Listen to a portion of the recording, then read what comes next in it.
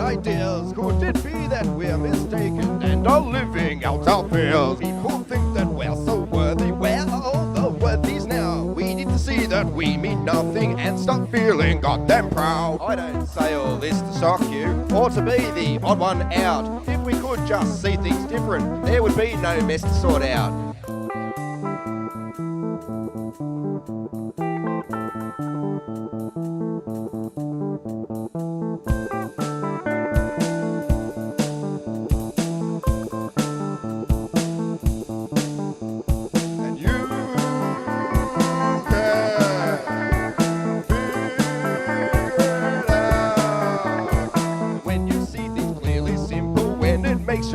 Small. All your shit or piss and pimples tend to mean nothing at all. Just like some who claim enlightened, just like those who have it all. They need little to be happy, yet are connected to us all. Don't need drugs or don't need TV, they're the conscious thought of school. It's our right to be happy, so wake up and don't be a fool.